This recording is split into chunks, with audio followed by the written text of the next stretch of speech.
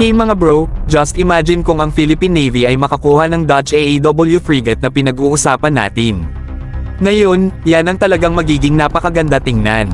With 80 valve cells on board, ang frigate na ito ay parang isang floatant na kuta, handang humarap sa anumang panganib na dumating sa ating daungan.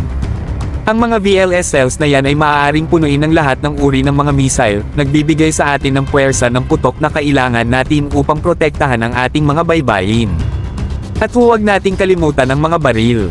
Dala nito ang tatlong uri ng kalibre para sa medium at malalaking baril, kaya't may seryosong puwersa ang frigate na ito. Parang mayroon tayong maliit na hukbo sa tubig. Pero ang talagang nagpapakilig sa akin ay ang kakayahan nito sa close range air, sea defense.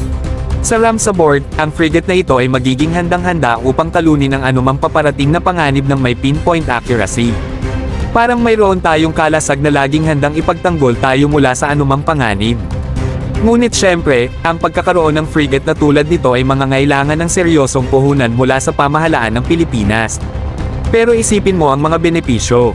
Hindi lamang nito palalakasan ang ating mga kakayahan sa depensa, kundi magpapadala rin ito ng malakas na mensahe sa ating mga kapitbahay na seryoso tayo sa ating seguridad sa karagatan.